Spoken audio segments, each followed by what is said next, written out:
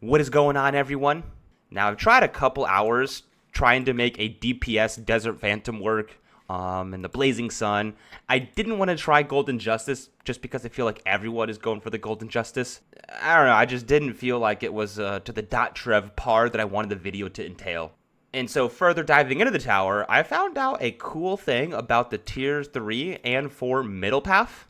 Mainly, it's the Deadeye. Targeted monkeys can gain improved range, accuracy, and camo detection. And then the Bounty Hunter, I think, increases the given range to a targeted monkey. Now, range on certain towers, for example, the Dartling Gunner, doesn't do too well just because it can attack all map range. What tower in the game has a lot of DPS, but very little range? And I came up with the Tack Shooter. But we're going to be trying out the Inferno Ring here, because most people, when they buy the Inferno Ring, they actually try to buy the 502 DPS Inferno Ring. Now, it has a lot of limitations via its range, and so improving it is just going to make it that much better. Let's go ahead and get things started by selecting a hero for today's Chimps battle. Like a previous video, we're going to select Striker Jones. If you guys don't know, he can actually buff range by 5%, as well as pierce by 25%. So I've been trying out the strategy I want to show you guys for today on some of the beginner maps, but I think it's going to be a little bit too easy. And so I want to try taking on one of the advanced maps. I think we're going to try Underground. So let's hop into Chimps, and without further ado, I guess try to get past round 6. Desperado, I think, can do just that, so we might try to do Desperado. Let's see if we can't get a cheeky Desperado strat going on here. We're going to try the double Ds. Double Desperados. Double Desperado is perfect amount to start in Chimps and can easily beat the first couple of rounds. So I do want to rely off the Desperados for the early game. So we're going to grab a quick draw on both of these guys right here. And hopefully the attack speed is enough to take on round 9. I do think some of the cheap upgrades for the early game Chimps is actually more notable than what it actually comes off across. Attacks faster the further balloons are from Desperado. You can definitely tell it attacks a lot slower when they're closer. That's very interesting. Let's try to go for a simple mermonkey for now. Next, we should try to get our hero down. Since we are playing on an advanced map, the hero leveling curve is in our favor, meaning we get a higher level hero. And so I think the earlier we place them, the more likely we are to get level 20. But it seems like we can get our hero here. And so I'm trying to picture what this is going to be in the late game. We're going to get Striker here. He should, in the future, buff this tower, this tower, this tower. And most importantly, the Inferno Ring in the middle of the map. Inferno Ring, in fact, most tack shooters in general work well in a circle. And technically, this map looks like 2 circles to me. We're my Venn diagram enthusiast out there, huh? Let's go for Echo Sense Precision. Mermonkey can detect camo balloons, and Tridents will seek out their target. I think we're having a little bit of trouble here with the pink balloons. And so I'm going to put both Desperados onto Strong to hopefully knock down those pink balloons into a little bit weaker class. And hopefully seeking projectiles from the Mermonkey is going to do good here for the early game. I'm a little skeptical now for round 22 and 23. I think I might go for the layer skipping FMJ Sniper. So let's go ahead and grab a Sniper down. I think right here will do fine. And we're going to put it on Strong. I think we're now going to grab FMJ. Again, this should layer skip about 4 different layers. Turning fast balloons into very slow-moving balloons, so the rest of the towers can clean things up. And now I want to start upgrading the Mermonkey to top path. I think the Abyss Dweller is going to do us really, really good for the first 40 rounds, as well as be a possible buff tower for the Inferno Ring, which is going to be kind of the concept of today's Chimps gameplay. Is we're going to be god buffing the Inferno Ring, notably giving it a ton of range. Here's round 22. You can see the layer skipping, turning white balloons into blue balloons. Not every single one of them, but enough to, I think, deal with that round. We're very close to Abyss Dweller. I will say what? I've been using a couple Striker abilities, but that's just when balloons are leaking. But now we have the Abyss Dweller, and I think our DPS should be fine. So we have pretty good camo property power with the Mermonkey. In fact, I'm going to give it the upgrade here for a little bit more range. We have pretty good lead property power with Sniper and Striker, as well as just group popping power with Mermonkey and some help from Desperado. I really do believe this tower is goated in the early game. I think the attack speed's high, I think the damage is good, the auto-sinking projectile, the camo prevention. Only thing it can't do is pop lead. So here's round 35. It seems like we're very close to affording the Abyssal Warrior. So let's see if we can't squeeze out the upgrade. Beautiful. So now, I do think I want to go for the tack now. And we're going to place it not in the middle of the intersection, a little bit higher. So I do think the track up above is slightly longer than the track down below. I did a little bit of testing just to make sure our strat's going to go into fruition here. Okay, that was a little scary. And so we're going to start going for the top path here. And instead of going for the DPS bottom path, we're actually going to greed the middle path range. I do think range on specific tracks can actually surpass more DPS, especially with the Desperado buffing, which we're going to showcase a little bit later. I kind of want to get an Alk buff going on. I want it as close as possible to the Inferno ring, but also buffing Mermonkey. We're also very close to affording the Berserker Brew, which is going to increase the attack speed. And I think we're going to need it for round 40. In fact, you might even need it for round 39, so let's go ahead and buy that ASAP. But for now, let's go ahead and cross-path this Alchemist and spawn the Moab. We're actually going to stun it in range of Mermonkey. And hopefully he can pop all the insides. Beautiful. We have a little bit of camo balloons for round 42. A little skeptical here, but I think the Mermonkey should handle him pretty well. We do want the Inferno Ring to take camo eventually, and so we grab a village later on. But for now, I wanted to read out the Ring of Fire. Now that we have several DPS towers, I think I want to go for a more buffing strategy. And we're going to grab out a village here shortly. But I think for now, we're going to place the village right here. The tack shooter is not in range, but I think with bigger radius, it should be in range. So I'm a little skeptical here for the camo purples. Even with camo, I don't think Ring of Fire can actually pop it. And so we're going to grab a cheeky little night vision goggle over here on the sniper. So like I was talking about before, we are going to be god buffing the Inferno Ring. And most importantly is we're going to give it a ton of range. And I do think the range buff on an Inferno Ring can actually buff the tower significantly. Someone once told me that if you increase the radius by 2, you increase the area by around 4. In fact, it might even be more. So in essence, we're going to be expanding the radius or the area of tack shooter's attack by over 400%. One of the towers that can actually do this is Primary Training. You get more range, pierce, and projectile speed. So now the radius of this guy should be a little bit greater. In fact, the tier 4 can also do the same thing. And now we're going to get range off primary mentoring. So now that we have some of our inside towers buffed up to what I want them to be, let's go ahead and showcase some of the Desperado abilities. And so we're actually going to grab middle path here, the Deadeye ability. And so it gives us the small ability in the bottom.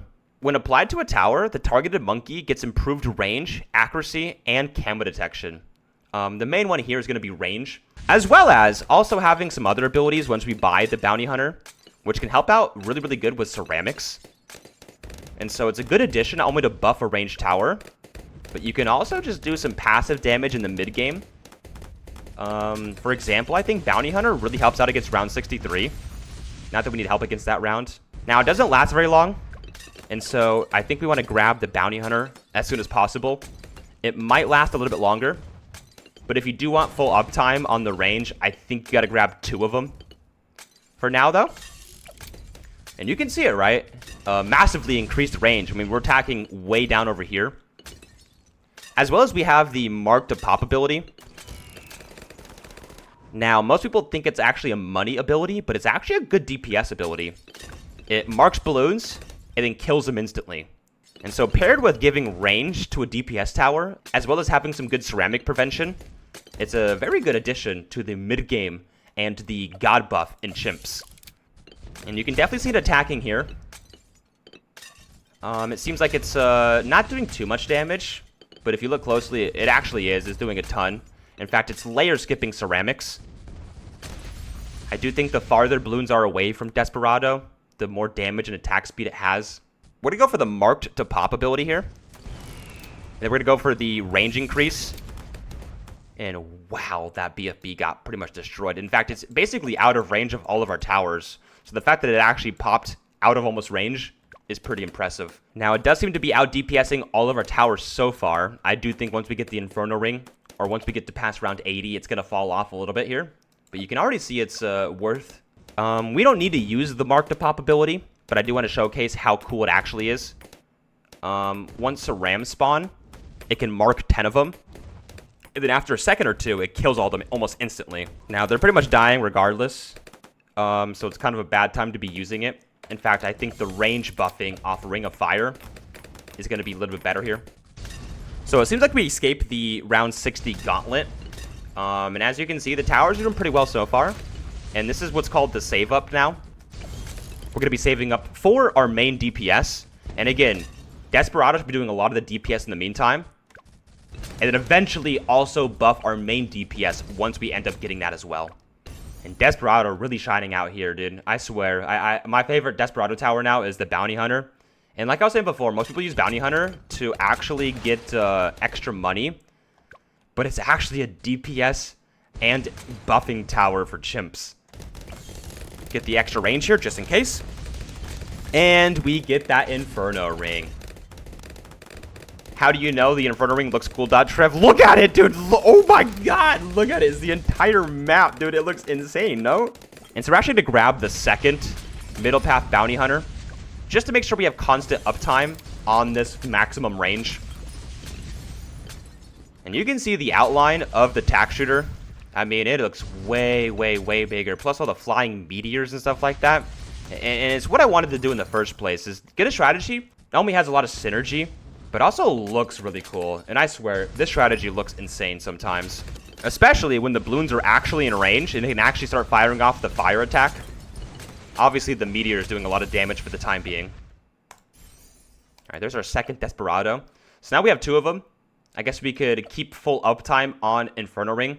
Or range buff maybe 2 towers. And so now we just kind of want to grab some extra additives. I'm kind of thinking we grab a overclock here for some reason. And so just make sure it doesn't get any kind of like damage. I'm going to put it over here in the corner. It might get a little bit of damage actually. So once we do get the overclock, I actually want to showcase another strategy with a different tower as well.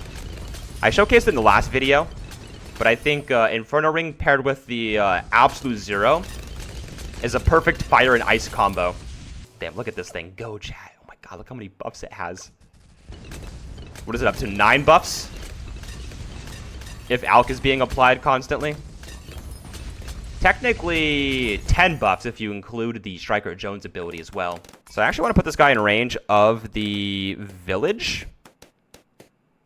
And we're going to be grabbing the 240 Snowstorm for now.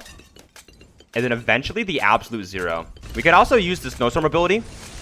Any balloons after thawed out will move at a slower rate. So not only will we have range across the entire map, but the balloons are also moving slower. Therefore, we can get extra damage not only from the range, but how slow balloons are actually moving as well. As well as just having god tier range on the Inferno Ring. And not only is it powerful, it looks insane. It actually looks like it's breaking the game for some reason. Like it's melting my monitor or something. But Absolute Zero seems to be 17.2 thousand, so it should be soon. DDT seem to be getting one-tapped by the meteor. I think each of these meteors do about 1,000 damage per. So 1,000 damage, 2,000 damage, 3,000 damage, 4,000 damage. As well as just having the god buff range overall. I'm not going to say this map is too difficult, but with the strategy we have going on right now, it definitely seems like it. In fact, the only thing that's kind of scary is actually just purple balloons. Good thing there's not a purple Moab class balloon. And let's grab Absolute Zero. So now to finish things off for my strategy, I kind of just want to go for a very simple tower. We're going to grab the Embrittlement. We're going to go for a debuff. In fact, we're going to go for a all ability use here, just to make sure that we actually beat this. We seem to be good, though. We seem to be good, right? And now the last thing that we can possibly die to, because I think we're going to absolutely shred 98, is going to be round 100, the bad. We're going to save a little bit of money just in case. I kind of believe these towers can actually beat the bad as well. But only time will tell. Alright, so that's a round 97 clear. Let's move on to 98. Technically one of the beefiest rounds in the entire game. Let's go for an early Absolute Zero as a fast cooldown.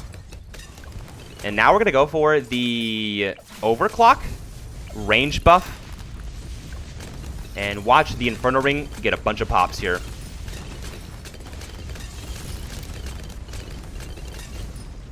I mean, I full sent that with no worry whatsoever. Now we just got 99 fortified DDTs. I think with a well-timed ability, this should be very easy. Maybe a couple abilities. Or all of the abilities. And now we're just left with round 100, the bad. And so we're going to grab that Inferno Ring. And we're going to go for the Overclock. Try to get the DPS off instantly. We'll try the Mark to Pop ability, just in case it can do extra damage here. Like I was saying before, I do think this is the one weakness of Inferno Ring, is something like a bad. Once it pops, we're going to go ahead and use the Absolute Zero ability. A little bit extra range. Mark to Pop ability. Stun. And hopefully the range is going to be long enough. And beautiful Mermonkey. And that right there is why the Desperado middle path range buff is so good, allowing a 5-2-0 attack shooter to easily flawless a map like Underground. So Desperado ended up getting about 213,000 pops. Again, I think majority of these pops were actually before the Inferno Ring. And then once he stepped aside, the Inferno Ring took over. Again, further clarifying how good Desperado is for buffing a tower. Well, I hope you guys enjoyed the video. This is the Desperado tower. Unfortunately, couldn't get a tier 5, but that's what I found Desperado to be the best at in chimps. I do think the tier 5s can be bought and can be used and can be good. I do think for the average player base, other towers are just better, easier, and look cooler. Kind of like Inferno Ring. I think that towers all three of them. But Desperado can definitely do a lot of extra stuff that people aren't giving it credit for. And I think range buffing a tack shooter is one of them. And mid-game chimps is the other one.